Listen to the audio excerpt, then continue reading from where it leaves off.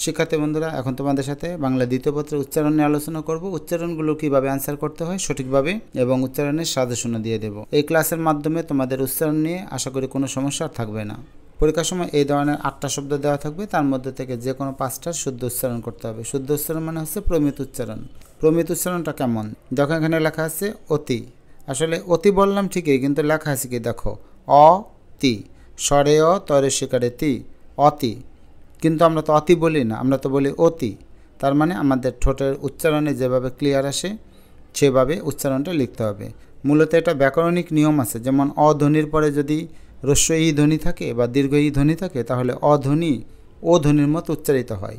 তো ব্যাকরণগত এই নিয়মগুলিতে তোমাদের মনে থাকবে না, এই জন্য সহজে তোমরা ঠোঁটে উচ্চারণ করবে অতি নাকি অতি। সে অতি চালাক নাকি অতি চালাক। অতি চালাক তার মানে অতি না বলে আমরা এটাকে বলি অতি। তোমাদের পরীক্ষার সময় লিখতে হবে অতি, প্রথমে ও এবং তয়রস্বীকারে তি, এভাবে তোমাদের লিখতে হবে। আরও এক্সাম্পলগুলো দেখো, যেমন এখানে লেখা আছে অতীত, কিন্তু এখানে তো অতীত লেখা না, লেখা আছে অতীত। পরে দেখো স্বরে অ তয় দীর্ঘইকারে তি ত, অতীত, কিন্তু আমরা তো অতীত বলি না, আমরা বলি অতীত। অতীত অর্থাৎ ঠোঁটের উচ্চারণে তোমার যেভাবে আসে তুমি ঠিক সেভাবে লিখবে, সেটাই হচ্ছে প্রমিত উচ্চারণ। তাই এটাকে আমরা কীভাবে উচ্চারণ করি, অতীত নাকি অতীত? অতীত, তাহলে লিখব ও। এরপর আছে দীর্ঘইকারের ব্যাপার। আমরা কিন্তু হ্রস্বইকার এবং দীর্ঘইকার আলাদা করে উচ্চারণ করতে পারি না, আর এই কারণে সব ধরনের উচ্চারণে তুমি দীর্ঘইকার থাকলে সেটাকে হ্রস্বইকার ব্যবহার করবে, তাহলে তোমার উচ্চারণটা এরকম হবে ও তি তারপরে ত। এখন এখানে ত দেখো আকার বা হ্রস্বইকার কিছুই নেই, তার মানে উচ্চারণটা কেমন, অতীত হয়ে গেল, অতীত। কিন্তু আমরা তো অতীত বলি না, তর উপর কিন্তু আমরা চাপটা প্রয়োগ করি না, তাহলে উচ্চারণটা হবে অতীত। যেহেতু তয়ের উপর উচ্চারণটা চাপ পড়ে না, সেহেতু তর নিচেটা হর্ষন্ত বা হর্ষচিহ্ন দিতে হবে। এটার উচ্চারণ কি? তুমি সাধারণত এটার উচ্চারণ করো এক, কিন্তু এখানে তো এক লেখা নেই। দেখো পরে এ ক, এক, কিন্তু আমরা কি বলি যে আমাকে 1,00,000 টাকা দাও, কিন্তু আমরা বলি এক, এই কারণে এটার উচ্চারণ হবে এক। একে এ লিখবে, এ লিখতে হয় এভাবে, স্বরে অ জফলা আকার এবং ক, হয়ে গেল এক। কিন্তু এখন আসলে এক হয় না, হয়েছে এক। ওই যে বললাম কর উপর যদি চাপ প্রয়োগ না করো তাহলে হসন্ত দিবে, তাহলে হবে এক। এটা ওপরে দেখো একতা নাকি একতা। যদি আমরা বানান অনুযায়ী উচ্চারণ করি তাহলে হবে একতা, কিন্তু আসলে তো আমরা একতা বলি না, বলি একতা। তার মানে এটাকে তুমি উচ্চারণ করো এ বলে, এ মানে স্বরে অ জফলা আকার এ। একতা নাকি একতা? একতা মানে কর উচ্চারণটা আমরা ওকারের মতো করে করি, এটাকে বলে সংবৃত। অধ্বনি যদি অধ্বনির মতো উচ্চারণ হয় তাহলে এটাকে আমরা সংবৃত বলি, তাহলে উচ্চারণটা হবে একতা। এটা পরে দেখো তোমার স্বাচ্ছন্দ্য বোধ হবে, একতা না বলে একতা। এটা দেখো এখন, এখন নাকি এখন বলো, আমরা নিশ্চয়ই এখন বলি, তাহলে এটা আছে এ, তোমাকে লিখতে হবে এ লিখতে গেলে আবার আগের মতোই এখানে এক্সাম্পলগুলো একই ধরনের রাখলাম। খন, খ ওকারে খো এবং ন, এখন না লিখে বলবা এখন, উচ্চারণে যেভাবে আসে। তো এখানে ন কিন্তু উচ্চারণটা এরকম হয়ে গেল এখনও, যে পর্যন্ত হসন্ত না দিবে এ পর্যন্ত এখন হবে না। এবার ঠিক আছে এখন, আর হসন্ত না দিলে এখনও।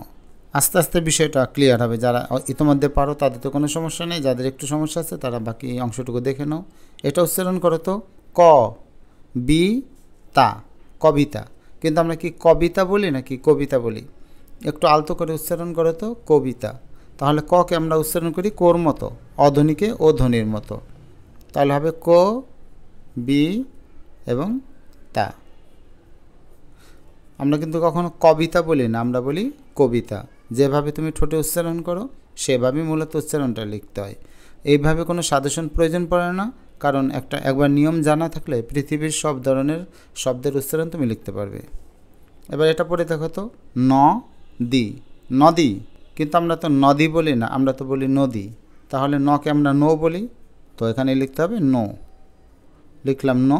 এখন দয় দীর্ঘইকার তো আমরা উচ্চারণ পারি না, এই কারণে আমরা হ্রস্বইকার লিখব নদী। এবার এই শব্দটার উচ্চারণ করো তো কর্ম, স্বাভাবিকভাবে যেভাবে উচ্চারণ করো সেভাবে লেখো তো ক র কর্ম, মহকারে ম, দেখো হয়ে গেল কিন্তু কর্ম। এখানে কিন্তু রেপ আছে, অথচ আমরা রয়ের মতো উচ্চারণ করলাম, এই কারণে আমরা র দিব। তো এখন উচ্চারণ কিন্তু আছে কর্ম। যদি আমরা এখানে একটা হসন্ত চিহ্ন দিই তাহলে উচ্চারণ হবে কর্ম। এবার উচ্চারণ করে তো নিত, গণিত। কিন্তু আমরা কি গণিত বলি নাকি গণিত বলি? যেমন আমরা বলি আজকে গণিত পরীক্ষা, গণিত। একটু আলতো করে বলে দেখো, গণিত না গণিত। তাহলে প্রথমে লিখতে হবে গ করে গো। এরপরে দেখো মূর্ধন্যর উচ্চারণ কিন্তু আমরা লিখি না, আমরা মূর্ধন্য দন্তন্য একই উচ্চারণ করি। এই কারণে মূর্ধন্য লেখা যাবে না, লিখতে হবে দন্তন্য এবং সবার শেষে ত। তাহলে কি হলো? গণিত। কিন্তু হসন্ত দিলে হয়ে যাবে গণিত। এবার নাগরিক উচ্চারণ করো, নাগরিক। কিন্তু এখানে লেখা আছে না গ রি ক, নাগরিক। আমরা নাগরিক না বলে বলি নাগরিক, গকে গোর মতো করে বলি। তাহলে লিখতে হবে নয়কারে না, গকারে গো, নাগরিক। তুমি নিজে নিজে উচ্চারণ করে দেখবে তোমার উচ্চারণে কিভাবে তুমি স্বাচ্ছন্দ্য বোধ করো, সেটাই মূলত প্রমিত উচ্চারণ। আর এখনও উচ্চারণটা হয়নি, নাগরিকও হয়ে গেছে। তো এখানে যদি হসন্ত দিই তাহলে হবে নাগরিক। এবার এই যুক্তবর্ণগুলি দেখো, এটার উচ্চারণ কিন্তু গল্প, গল্প, গল্প। তুমি যেভাবে উচ্চারণ হয় সেভাবে লিখো তো, গল্প, পকারে পো। তাহলে এটা কিন্তু হয়ে গেল।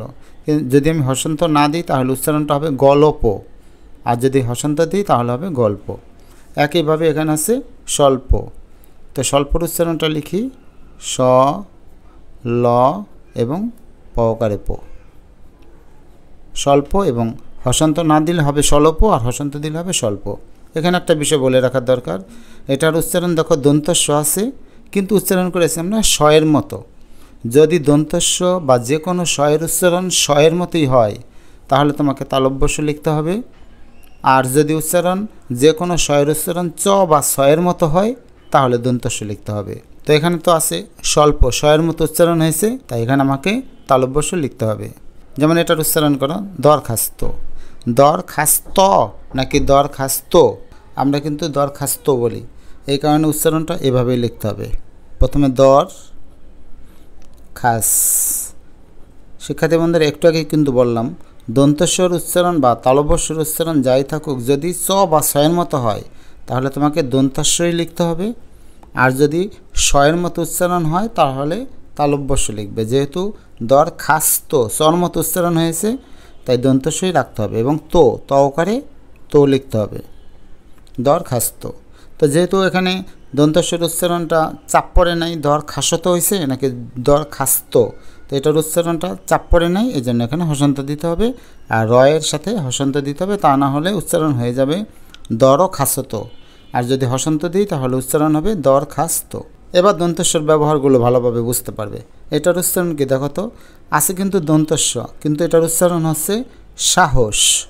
সাহস মানে হচ্ছে তালব্যস্য, স উচ্চারণ হয়েছে তাই লিখব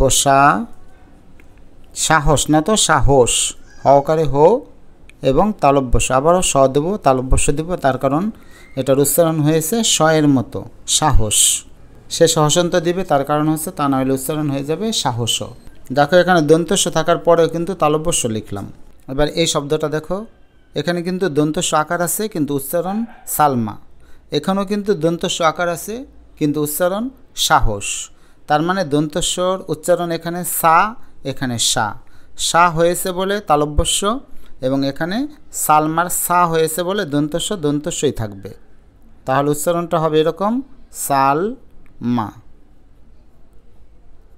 আর লর নিচে হসন্ত দিব, তা না হলে সালমা হয়ে যাবে। এখন আছে সালমা।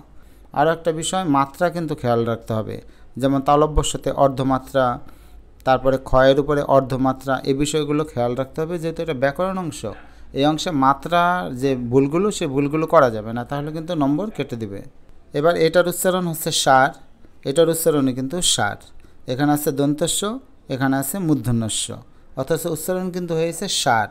যেহেতু সার মানে শয়ের মতো হয়েছে, তাই এটার উচ্চারণ হবে তালব্যস্য সকারে সা এবং বয়শূন্য র, সার। আর হসন্ত দিতে হবে, তা না হলে উচ্চারণ হয়ে যাবে সারও। একইভাবে এটার উচ্চারণ যেহেতু শয়ের মতো হয়েছে সার, তার মানে তালব্যস্যই লিখতে হবে। এবং ডয়শূন্য র উচ্চারণ একটু ভরাট হয়, এ কারণে ডয়শূন্য রটা থাকবে। চাইলেই তোমরা এই উচ্চারণটা পরীক্ষার সময় এভাবেই লিখতে পারো, যেহেতু আমরা ডয়শূন্য রর উচ্চারণ পারি না, আমরা সব রকেই আমরা বয়শূন্য র হিসাবে উচ্চারণ করি, তাই এটাও ঠিক আছে, এটাও ঠিক আছে।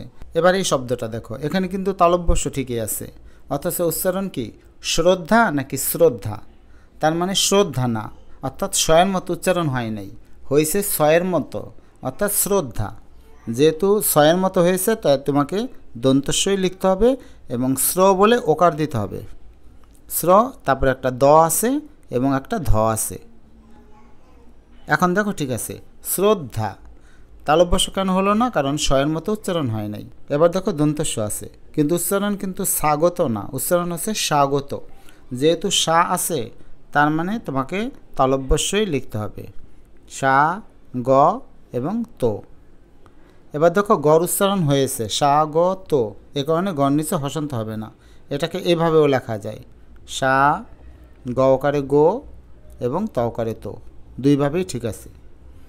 এরপরে এটার উচ্চারণ দেখো, দায়িত্ব নাকি দায়িত্ব? দায়িত্ব। তো দায়িত্ব যদি হয় তাহলে উচ্চারণটা বানান অনুযায়ী যেভাবে ঠোঁটে উচ্চারণ হয় সেভাবে লিখো, দায়িত্ব। দেখো দায়িত্ব, তারপরে ত ওকারে তো, দায়িত্ব। কিন্তু যেহেতু এর তয়ের উচ্চারণটা কম হয়েছে, অর্থাৎ দায়িত্ব তর উপর চাপ পড়ে নেই, তার মানে এর নিচে হসন্ত হবে,